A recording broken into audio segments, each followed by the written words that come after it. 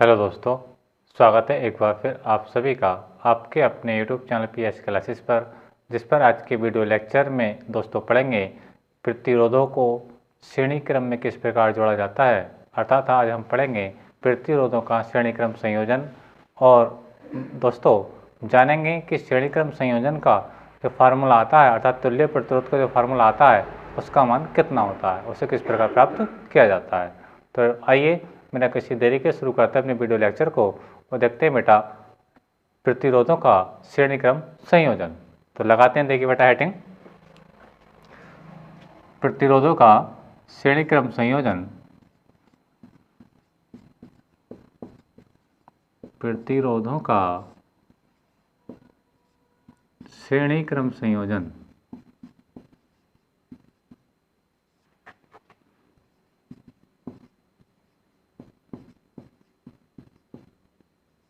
देखिए स्टूडेंट, आज का अपना टॉपिक रहेगा प्रतिरोधों का श्रेणी क्रम संयोजन। तो देखिए श्रेणी क्रम संयोजन में दो या दो से अधिक प्रतिरोधों को किस प्रकार जोड़ा जाता है बेटा, आज के इस वीडियो लेक्चर में सब कुछ पढ़ने वाले हैं। तो देखिए बेटा कि हम इसमें 3 प्रतिरोध लेंगे, ठीक है, R1, R2 और R3, ठीक है, और उनको हम कौन से क्रम में जोड़ेंगे बेटा, श्रेणी क्रम में जोड़ेंगे। तो देखिए हम क्या कर रहे हैं बेटा, हमने 3 प्रतिरोध लिए स्टूडेंट, ध्यान से समझें।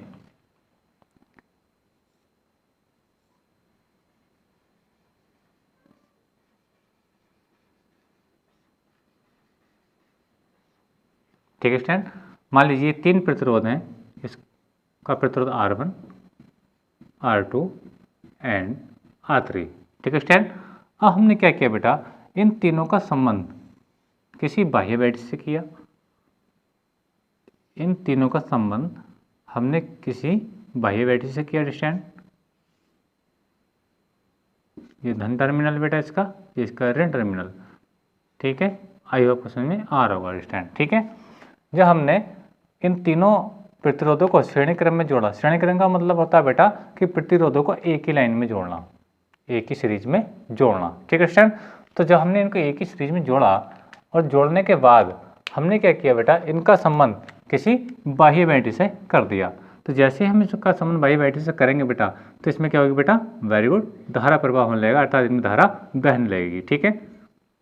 और वो धारा क्या रहेगी बेटा, आई होप समझ में आ रहा होगा कि सभी में क्या धारा, कौन धारा बहेगी बेटा, आई धारा प्रवाहित होने लगेगी, ठीक है स्टूडेंट। और यदि इन प्रतिरोधों के ये जो R1, R2, R3 है स्टूडेंट, इनके स्वरों के बीच विभवांतर कितना हो बेटा, V1, V2 एंड V3 हो, ठीक है। तब क्या होगा, ध्यान से समझिए, डायग्राम को फिर से समझाता हूँ बेटा कि हमने क्या किया, पहले 3 प्रतिरोधों को R1, इनके प्रतिरोध R1, R2 और R3 को हमने एक सीधी लाइन में जोड़ दिया, ठीक है। जब प्रतिरोधों का श्रेणी क्रम होता है बेटा, श्रेणी क्रम संयोजन होता है, तो उसमें प्रतिरोधों को एक ही लाइन में या एक ही पंक्ति में जोड़ा जाता है, ठीक है। आप प्रतिरोध बेटा 2 भी ले सकते हैं, 3 भी ले सकते हैं, 4 भी ले सकते हैं, आप जितना भी लिखेंगे, लेकिन वो बेटा श्रेणी क्रम के लिए एक ही पंक्ति में आएंगे, ठीक है स्टूडेंट। हमने ऐसा करने के बाद क्या किया, इन प्रतिरोधों का हमने जो रिलेशन है, प्रतिरोधों का जो संबंध है, एक बाह्य बैटरी से कर दिया स्टूडेंट। जब बाह्य बैटरी से इसका संबंध से किया तो इनमें समान धारा आई प्रवाहित होने लगी स्टूडेंट, ठीक है। अब यदि हमने मान लिया कि इस प्रतिरोध के स्वरों के बीच विभवांतर V1 और इस वाले प्रतिरोध के स्वरों के बीच विभवांतर V2 और इस वाले प्रतिरोध के स्वरों के बीच विभवांतर कितना बेटा, V3 है, यानी R1 के स्वरों के बीच विभवांतर V1, R2 के स्वरों के बीच विभवांतर V2 और R3 के स्वरों के बीच विभवांतर V3 हो, तब क्या होगा, ध्यान से समझे बेटा। मान लीजिए कि ये A सिरा है बेटा, ये B सिरा है, ठीक है। जिसकी थ्योरी मैं बोल देता हूँ बेटा, थ्योरी क्या होती है इसकी, देखिए थ्योरी अगर आप लोग बनाएंगे कैसे लिखेंगे, माना 3 प्रतिरोध, R1, R2, R3 बिंदु A व B के बीच श्रेणी क्रम में जुड़े हैं, ठीक है स्टूडेंट। यानी पहले अब आप लोग हेडिंग लगाएंगे, हेडिंग लगाने के बाद, ठीक है, माना लिख करके, क्या लिख के बेटा, माना लिख करके, ठीक है। अब मैं जो लैंग्वेज अपनी बोल रहा हूँ बेटा वो लिखनी है आप लोगों को, क्या लिखनी है, माना 3 प्रतिरोध R1, R2 और R3 बिंदु A व B के बीच श्रेणी क्रम में जुड़े हैं, ठीक है स्टूडेंट। जब इन तीनों प्रतिरोधों का संबंध किसी बाह्य बैटरी से किया जाता है, आगे प्रश्न आ रहा होगा, जब इन तीनों प्रतिरोधों का संबंध एक बाह्य बैटरी से किया जाता है तो इन प्रतिरोधों में समान धारा आई प्रवाहित होने लगती है। ठीक है स्टूडेंट। अच्छा, और अंत में आपको लिखना है यदि इन तीनों प्रतिरोधों के सिरों के बीच अलग अलग विभवांतर क्रमशः V1, V2 व V3 हो तब ओम के नियम से। ठीक है स्टूडेंट। तो देखिए क्या होता है ओम का नियम। अभी तक जो मैंने बोला था बेटा वो आपको थ्योरी में लिखना है। अब मैं इसका डेरिवेशन प्राप्त कर रहा हूँ स्टूडेंट। ठीक है। तो ओम के नियम से, किससे बेटा? ओम के नियम से।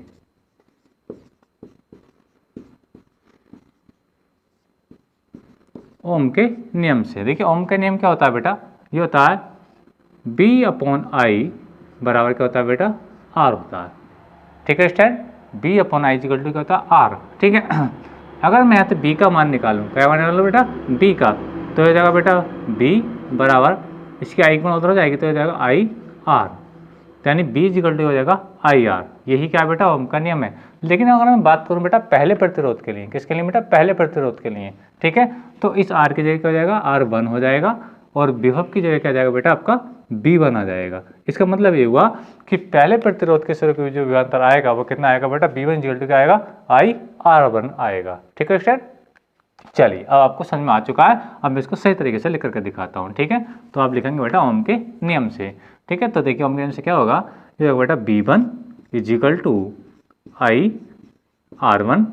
इस प्रकार बेटा B2 आएगा आपका, B2 हो जाएगा IR2 तथा इसी प्रकार आपका B3 निकल कर आएगा बेटा, B3 इज इक्वल टू कितना आएगा? IR3। ठीक है स्टूडेंट। I के लिए 1 2 यूज नहीं हुआ है क्योंकि तीनों प्रतिरोध में समान धारा बह रही है और समान धारा क्या है बेटा? वो I है। इस चीज को याद रखना बेटा कि श्रेणी क्रम संयोजन में, ठीक है, विभवांतर अलग अलग होता है जबकि धारा समान होती है। ठीक है स्टूडेंट। तीनों प्रतिरोध में धारा तो समान रहेगी लेकिन तीनों प्रतिरोधों के सिरों के बीच विभवांतर अलग अलग रहता है। ठीक है स्टूडेंट। अच्छा बेटा अगर हम इसका कुल विभवांतर देखें, इसका हम कुल विभवांतर यानी B1 plus B2 plus B3 का योग कर दें। ठीक है। तो देखिए हम देखेंगे परिणामी विभवांतर,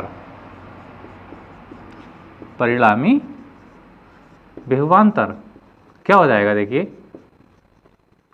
ये हो जाएगा B बराबर, हम सबको जोड़ना है बेटा इन तीनों को, इन तीनों के बीच तीनों का कुल विभवांतर देखना है। तो हो जाएगा बेटा B1 plus B2 plus B3।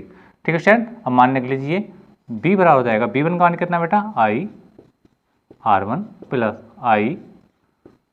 IR2 plus IR3, यानी मैंने B1 B2 और B3 के मान यहाँ पे रख दिए स्टूडेंट। ठीक है। अब आप देख रहे होंगे स्टूडेंट कि इसके अंदर से I कॉमन आ रहा है, I सब में से कॉमन आ रहा है। तो देखिए यानी B इज इक्वल टू हो गया बेटा, मैंने I को मैंने कॉमन किया, यहाँ से बचा बेटा आपका R1, यहाँ से बचेगा बेटा आपका R2 और यहाँ से बचेगा बेटा आपका R3। ठीक है स्टूडेंट। अब हमने इसको इक्वेशन फर्स्ट कह दिया। आई होप आपको समझ में आ रहा होगा। ठीक है। हमने पहले क्या किया बेटा? B1 B2 B3 के मान निकाले। ठीक है। फिर हमने टोटल विभवांतर किया, टोटल विभवांतर को हमने B माना, B1 plus B2 plus B3 हो जाएगा। B1 B2 B3 के मान हमने पोर्ट किए, पोर्ट करने के बाद हमने I देखा कॉमन आ रहा है, I को हमने कॉमन लिया और हमें इसको इक्वेशन नंबर फर्स्ट कह दिया। देखिए बेटा अब इसका सेकंड टर्म क्या होता है?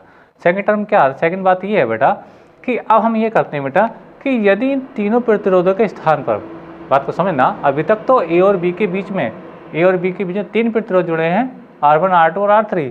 यदि हम इन तीनों प्रतिरोधों की जगह एक बड़ा प्रतिरोध लगा दें, क्या लगाते हैं बेटा? बड़ा प्रतिरोध। ध्यान से समझे, मैं कहने का मतलब मेरा ये है, चलिए मैं यहाँ को बना कर दिखाऊं कि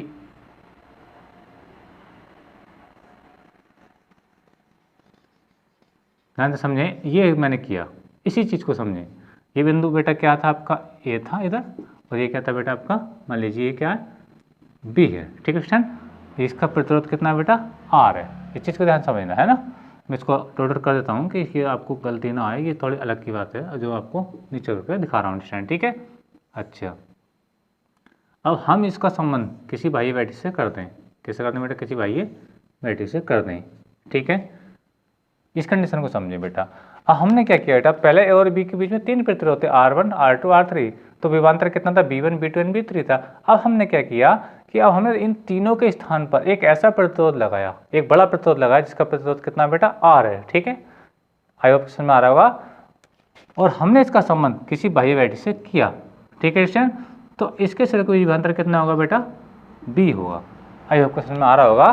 यानी अब हमने क्या है, हमने तीनों प्रतिरोधों के स्थान पर एक बड़ा प्रतिरोध लगा दिया, ये R, ठीक है, जिसे हमने B विभवांतर दिया, जिसमें कोई धारा प्रवाहित, कितनी धारा प्रवाहित होने लगी बेटा, I धारा प्रवाहित होने लगी। यानी इसका जो संबंध अगर बाह्य बैटरी से करेंगे तो इसके अंदर I धारा प्रवाहित होने लगेगी स्टूडेंट, ठीक है।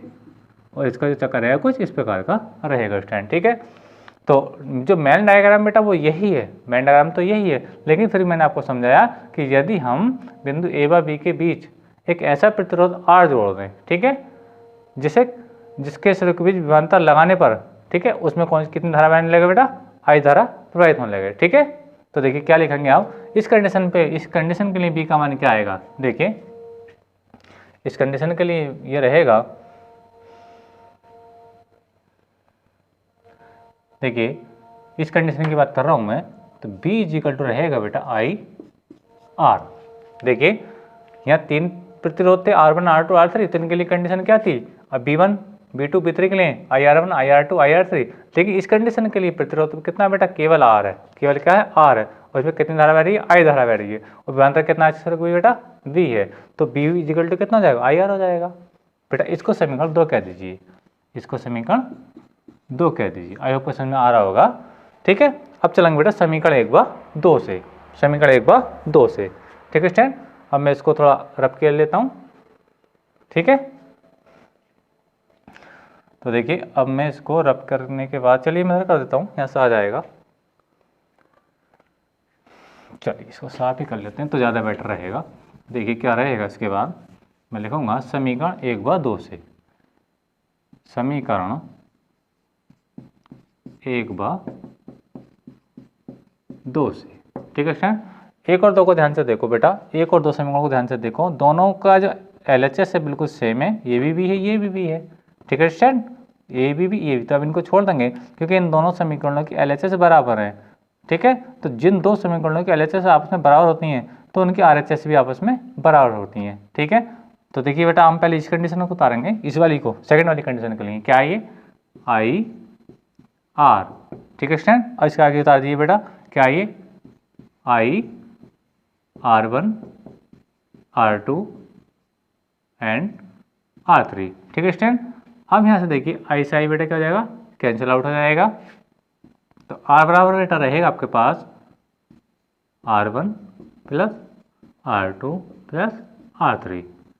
तो ये है बेटा इसका तुल्य प्रतिरोध का फार्मूला, प्रूव्ड। आई होप आपको समझ में आया होगा बेटा कि इस प्रतिरोधों को, 2 या 2 से अधिक प्रतिरोधों को श्रेणी क्रम में किस प्रकार जोड़ा जाता है और उनका व्यंजक कितना आता है, ठीक है स्टूडेंट। अगर हम प्रतिरोध 4 लिए होते तो यहाँ पे R4 हो जाता, ठीक है स्टूडेंट। अगर हम प्रतिरोध 2 लिए होते तो कंडीशन यहाँ तक रह जाती। लेकिन याद रखना है बेटा, जब प्रतिरोधों को श्रेणी क्रम में जोड़ा जाता है तो बेटा उन प्रतिरोधों को एक ही पंक्ति में जोड़ते हैं, ठीक है। और साथ ही साथ बेटा ये भी याद रखना कि श्रेणी क्रम में धारा हमेशा समान रहती है, विभवांतर अलग अलग रहता है। आई होप क्वेश्चन में आ रहा होगा स्टूडेंट, ठीक है। तो बेटा वीडियो आपको कैसा लगा अभी कमेंट करके बताइए। अगर वीडियो आपको पसंद आया बच्चों तो वीडियो को लाइक कीजिए, शेयर कीजिए एंड कमेंट कीजिए, और चैनल पर नहीं है तो बेटा चैनल को सब्सक्राइब भी जरूर कीजिए। तो आज के वीडियो लेक्चर में बस इतने, थैंक यू, धन्यवाद, बेस्ट ऑफ लक।